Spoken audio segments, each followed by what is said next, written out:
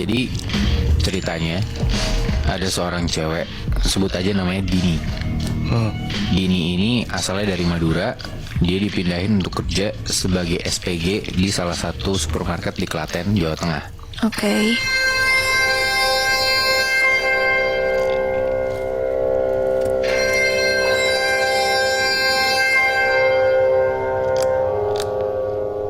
Dini ini usia baru 22 tahun.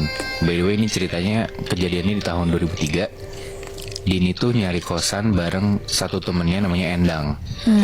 Mereka berdua singkat cerita dapat kosan di daerah Klaten itu. Oke. Di hari Minggu, mereka ketemu ibu kosannya. Udah lihat-lihat segala macam, kosannya tuh kayak cukup sederhana dan murah. Jadi cuman satu tanah manjang ke samping, cuman ada 4 kamar. Jadi kamarnya tuh berderet gitu posisinya dengan kamar mandi di luar. Oh, berarti nggak ada yang di dalam kamar mandi? Tidak ada kamar mandi di luar. Dan kata ibunya, kamar 1 dan kamar 2 ini udah diisi. Akhirnya Dini dan Endang ngambil kamar nomor 3 dan 4. Oh, mereka beda kamar. Beda kamar, sebelahan tapi. Nah, singkat cerita ibunya balik, tempat ibunya ini di belakang kosan itu. Udah tuh Dini dan Endang bersihin kamar masing-masing. Mereka beresin kamar sampai sekitar jam 6 sore, maghrib. Nah, malamnya sekitar jam 9-an, si Dini ini beli makan, nasi bungkus gitu. Dia bungkus, dia makan di kosan. Oke. Pas si Dini ini mau nyuci sendok di kamar mandi, jadi tuh posisi kosannya tuh kayak berderet tadi yang gue bilang. Terus dari paling kanan itu kamar mandi, terus kamar 1, 2, 3, 4. Jadi kamar mandi itu deket kamar nomor 1. Oke. Oke. Jadi kalau Dini mau ke kamar mandi, dia ngelewatin kamar nomor 2 sama nomor 1. Oke. Nah, Dini nyuci sendok nih di dalam kamar mandi. Pas Dini udah selesai, dia keluar buka pintu kamar mandi. Dini kaget. Tiba-tiba di depan kamar nomor 1 itu ada cewek pakai mukena putih, ngehadap ke pintu kamar nomor 1, terus nengok ke arah Dini. Nah, di situ Dini mikir, oh ini mungkin mbak-mbak yang nempatin kamar nomor 1 nih. Dini coba basa-basi gitu, dia bilang kayak, mbak aku penghuni baru kamar nomor 3. Nah tapi mbak-mbak bermukena ini cuma diem aja. Dini bingung, tapi ya udah dia coba cabut aja tuh, dia bilang kayak permisi mbak. Dan di situ mbak-mbak bermukena ini masih nggak nanggepin juga. Oke. Udah tuh Dini makan di kamarnya, dia selesai makan, makanan belum habis tapi si Dini udah kenyang. Akhirnya si kertas nasi itu bungkusannya dia tutup sama sisa-sisa makanan di dalamnya. Oke. Nah terus dibuang tuh sampahnya sama Dini di depan kamarnya. Jadi kayak ada teras kecil depan kamarnya, itu ada tempat sampah dimasukin ke situ. Nah di situ sekitar jam setengah 10-an Dini tidur tuh karena besok kan hari Senin kan dia mau kerja. Nah tapi tengah malam sekitar jam setengah 1-an Dini tuh kebangun gara-gara Dini ngedengar ada suara plastik kresek-kresek gitu. Oh. Nah suara itu tuh munculnya dari depan kamarnya si Dini. Terus di kosannya Dini tuh kayak ada di samping pintu ada jendela. Nah dari jendela yang ketutup gorden itu Dini ngeliat kayak ada samar-samar bayangan orang ada di depan kamar dia, bersamaan sama si suara plastik kresek-kresek itu. Si Dini gak mau keluar. Akhirnya dia selimutin kepalanya, dia coba tidur lagi. Pas paginya Dini bangun mau keluar kamar buat mandi, bener aja ternyata sampah sisa makanan di depan kamar dia itu berserakan. Oke. Nah pas Dini lagi ngeberesin, tiba-tiba ada suara cewek ngomong, mbak mau saya bantuin. Pas Dini nengok, ternyata itu ada cewek yang sebelumnya nggak pernah dia lihat. Karena dia bukan ibu-ibu kosnya, pun bukan cewek yang tadi malam Dini lihat yang pakai mukena. Dini mikir, oh mungkin ini penghuni kamar nomor 2 nih. Nah di situ akhirnya mereka kenalan dan Dini tahu kalau nama si mbak ini tuh namanya Mbak Rita. Mbak Rita. Oke. Nah di situ si Mbak Rita ini ngomong, kalau tinggal di sini buang sampahnya jangan malam-malam. Kalau ada sampah malam disimpan dulu aja di kamar, buangnya besok pagi. Karena? Nah si Dini tuh nggak tahu kenapa si Rita ngomong kayak gitu. Akhirnya ya udah si Dini bilang, oh iya mbak. Ngomong-ngomong Mbak Rita ini penghuni kamar nomor 2 ya? Nah si Mbak Rita jawab, oh enggak, saya tinggal di kamar nomor 1. Kalau penghuni nomor 2 sih udah sebulan nggak kesini. Bilangnya sih lagi pulang ke Surabaya.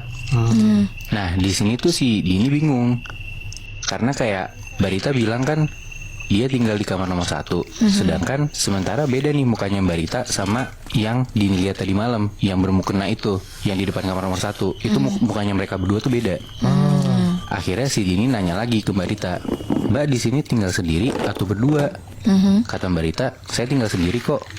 Nah di situ tuh kayak Dini tuh makin bingung dan cuman bisa bengong doang gitu. Dan Dini tuh makin yakin mereka tuh dua orang yang berbeda. Kenapa? Karena kayak yang Dini lihat tadi malam kan bermukena, sedangkan si Barita ini itu dia pakai kalung salib. Udah pasti bukan orang yang sama dong. Iya. Nah di situ tuh kayak Dini tuh bengong mikirin kayak ini apa yang terjadi gitu kan. Terus tiba-tiba si Barita nyolek Dini. Dia bilang, "Pokoknya inget ya, jangan buang sampah kalau malam-malam." Udah tuh si Barita masuk ke kamarnya. Dini ngetok kamar Endang, mereka mandi siap-siap buat berangkat kerja. Oke. Malamnya, sepulang mereka dari kerja, si Endang bilang ke Dini kalau dia tuh baru dapet hari pertama. Si Endang gak enak badan, dia mau tidur duluan. Ya udah tuh, mereka akhirnya langsung masuk ke kamar masing-masing.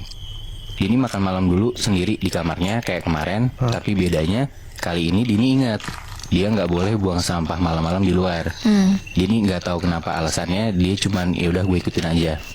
Akhirnya dia taruh sampah makanan itu di dalam kamar. Oke. Setelah itu Dini tidur, sampai akhirnya malam-malam itu Dini tiba-tiba kebangun gara-gara dia kebelet pipis. Di situ tuh posisinya sekitar jam 2-an. Akhirnya Dini keluar kamar, dia langsung kayak rada lari ke kamar mandi karena kebelet.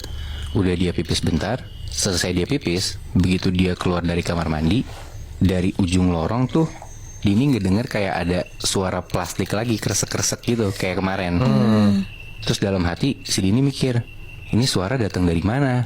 Karena kan gue nggak buang sampah apa-apa, kan? Pas Dini nengok, dia ngeliat ternyata suara plastik itu tuh muncul dari tempat sampah depan kamarnya Endang. Oke. Yang mana di situ dia ngeliat di samping tong sampah itu ada cewek pakai mukena lagi jongkok ngacak-ngacak tempat sampahnya Endang pakai mulutnya. Di situ kayak Dini, anjrit ini apaan gitu kan. Dia merem, dia coba baca-baca doa yang dia tahu. Begitu Dini melek, sosok itu udah hilang gitu aja tiba-tiba. Oke. Dini langsung lari, dia ngecek tong sampahnya si Endang. Ternyata tempat sampahnya si Endang tuh penuh dengan sampah plastik-plastik sisa makanan gitu. Dan ternyata ada bekas pembalutnya Endang yang udah kegeletak gitu aja. Karena kan tadi Endang lagi dapet kan. Di situ Dini ngeh kalau dia tuh lupa ngasih tahu Endang nggak boleh buang sampah malam-malam. Karena kan Dini udah dikasih tahu kan sama Barita, tapi dia lupa ngasih tahu Endang. Udah tuh akhirnya Dini beresin tempat sampahnya Endang. Terus Dini mau balik lagi tuh ke kamarnya. Tapi tiba-tiba pas Dini mau masuk ke kamarnya, Dini dengar ada suara dari dalam kamarnya Endang kayak gini, kayak orang kehabisan suara gitu, tau gak lo? Di situ tuh Dini tahu suaranya dari dalam kamarnya Endang. Dan Dini ngerasa kayak ada sesuatu yang aneh nih. Akhirnya di jam 2 pagi itu Dini tuh ngetok kamarnya Endang, tapi Endang gak nyaut-nyaut. Pintunya juga kekunci, dicoba buka nggak bisa. Sementara suara yang tadi gue bilang yang kayak orang kehabisan suara itu tetap ada suaranya, tapi Endang dipanggil-panggil nggak nyaut. Dini mau ngecek ke dalam ada apa, tapi karena pintunya kekunci tadi gue bilang, dan karena jendela itu ketutup gorden, Dini tuh akhirnya ngecek dengan ngintip lewat ventilasi di atas jendela. Kan kalau di kos-kosan tuh ada di atas jendela ada ventilasi gitu kan. Manjat gitu berarti. Iya, dia rada manjat gitu. Nah, lewat lubang ventilasi itu, si Dini tuh ngeliat kalau Endang ini lagi tiduran telentang. Mulutnya mangap ngeluarin suara yang tadi kayak kayak gitu. Tapi di atas Endang itu ada cewek pakai mukena putih. Dia nindihin Endang. Sambil cewek ini tuh mukanya persis di depan mukanya Endang. Terus karena mungkin si sosok cewek ini sadar lagi diintipin sama Dini, si sosok ini ngelihat ke arah Dini, dan di situ mukanya berdarah-darah. Dan seketika si sosok ini loncat ngerangkak ke arah Dini sampai hampir ngeraih ventilasinya. Di situ Dini langsung bener-bener teriak histeris, minta tolong. Langsung Barita keluar dari kamar, disusul ibu kos yang tinggal di belakang kosan itu, karena ngedenger si Dini teriak. si ibu kos langsung ngambil kunci serep dan pas pintu kamarnya Endang dibuka, sosok cewek bermukena ini tiba-tiba hilang gitu aja. Tapi di situ Endang masih kayak megap-megap kayak masih kayak gitu. Terus Mbak Rita coba ngedeketin Endang, dia duduk samping Endang, dia copot kalung salibnya dan dia taruh di atas dadanya Endang. Di situ Endang langsung teriak-teriak ngejerit kenceng banget. Dan di situ si Dini ngeliat kalau Mbak Rita ini kayak ngebaca-baca suatu doa-doa gitu. Tapi Dini nggak ngerti doanya apa. Dan Endang gak lama dari situ tuh tiba-tiba lemes dan pingsan gitu aja. Oke. Setelah kejadian itu Mbak Rita ceritalah kalau Endang ini digangguin sama penunggu kosan yang ada di situ. Yang mana wujudnya adalah perempuan yang pakai mukena dan sering gentayangan di kosan itu. Si sosok ini punya kebiasaan buat ngorek-ngorek tempat sampah. Makanya nggak boleh lo buang sampah malam-malam di depan kosan lo, karena pasti akan diacak-acak sama si penunggu ini. Oke. Dan di situ Mbak Rita bilang kalau Endang ini digangguinnya lebih parah karena Endang lagi dapet dan ngebuang bekas pembalutnya itu di luar. Dan penunggu ini nggak suka sama hal itu. Dini bilang ya dia minta maaf karena dia lupa ngasih tahu si Endang buat gak buang sampah di luar kamar malam-malam. Anjir. Menurut gua apes banget sih si Endang. Dia nggak tahu kalau misalnya ada permasalahan nggak boleh buang sampah malam-malam. Pas dia buang, dia langsung apes digentayangan sama si sosok itu gitu loh. Iya. Tapi gue masih penasaran sih, Bi. Gak ada penjelasan lebih lanjut kayak kenapa sosok itu suka tadi ngeberantakin sampah itu. Nah gue tuh nggak tahu Syaf, cuman kalau yang gue pikir ya kayak itu gara-gara ya si emang penunggu ini tuh nggak suka aja tempat yang dia tungguin itu berantakan dan ya ada sampah lah gitu, kayak ini kan tempat gue, lo ngotorin tempat gue gitu.